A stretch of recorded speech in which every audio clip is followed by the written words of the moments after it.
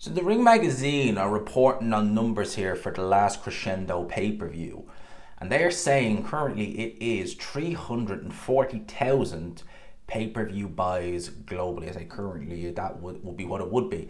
340,000 pay-per-view buys globally. Sources have informed the Ring that February star-studded pay-per-view event, the last Crescendo, generated 340,000 buys. In the US, the event was offered at a low price, and by American pay-per-view standards, this was nothing. $25.99.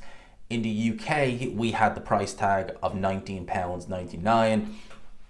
I got it free with the zone. Thank you. I appreciate that. But yes, £19.99 for a card like that is very reasonable in of itself, right? At the ANB Arena in Riyadh, the packed crowd witnessed Dmitry Bivol avenge his sole defeat to Artur Beterbiev in a close competitive fight. The co-main was Parker versus Bacoli. Shakur Stevenson fought Josh Padley. Adames retained his title against Hamza Shearer. Virgil Ortiz continued his rise at junior welterweight or junior middleweight with a 12-round win over Israel Majamov. Undefeated German heavyweight Kabayel captured the interim crown by scoring a knockout win over Zile Zhang. And I believe, because it's gone off my screen, there it is there, opening the card was a fight of the year, Joshua Buatsi versus Callum Smith.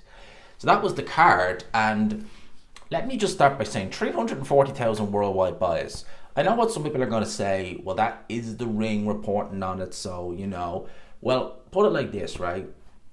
Doing the rounds a couple of weeks ago, there were numbers, and, I'm not going to speculate as to, what kind of agenda these people might have had, but they were saying it was less than 50,000 pay-per-view buys. Seriously, less than 50,000. 340,000 worldwide buys is actually pretty damn good when you consider the fact that although this was a stacked card, you got to understand, stacked card, not star-studded. There's the difference. Stacked card, not star-studded. The card that's going to happen on May the 2nd, which is the Fatal Fury in Times Square, that's probably going to tip 1 million pay-per-view buys, I reckon. Why? One man, Ryan Garcia. He's a superstar. He's a bona fide main event superstar. You have him on your card, you get eyes on it. He is a pay-per-view attraction. Devin Haney is not, nor is Teofimo Lopez.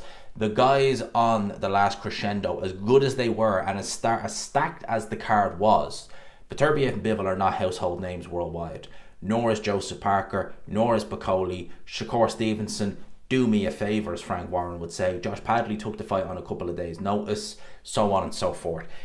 Names we'd know in the UK, names that will be known in America, but none of them on their own you would really say is a marquee pay-per-view name. For that to do those kind of buys, when again, you're not talking about massive names at the end of the day, that's very impressive. If 340,000 is the accurate buy rate, I actually consider that to be quite good.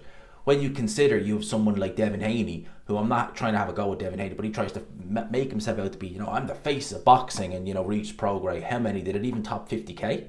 Legitimately. And then when you have other people trying to say, the last percent, the Saudis, no one cares, they don't even top 50k buys. Well, I'm looking at that and I'm saying, right, I know it's the Ring reporting it, but at the end of the day, it's got to be pretty damn accurate when you see other platforms as well who are also reporting on those numbers.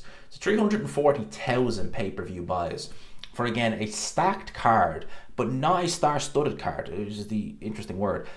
Not a star-studded one, but a very much stacked card as well.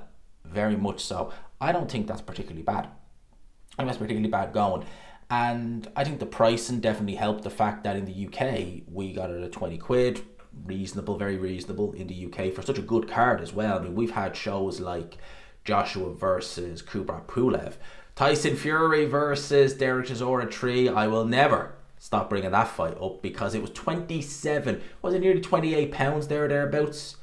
And the only meaningful fight on the undercard was Daniel Dubois against Kevin Lorena, which shouldn't have been competitive, ended up being it. Yeah, this card had every single fight was a good card, except Bacoli versus Joseph Parker, because we all know why. But it's still 20 quid. And in the US, how much was Tank Davis? 70 something US dollars thereabouts. £20 or $25 US dollars. Stacked undercard. Who fought on Tank's undercard again? Struggling here a little bit. Nah, yeah, they're good numbers. They're good numbers from the Ring magazine, and I hope that this is kind of an incentive to keep these star-studded or stacked cards, not necessarily star-studded. They don't have to be star-studded. Stacked is the operative word. I think that's very good. Let me know your thoughts. That's what's being reported there. Be interested to know what you guys think in the comment section below. I hope you enjoyed the video. Smash the like button if you could. Hit subscribe, of course, if you haven't already. And until next time, peace.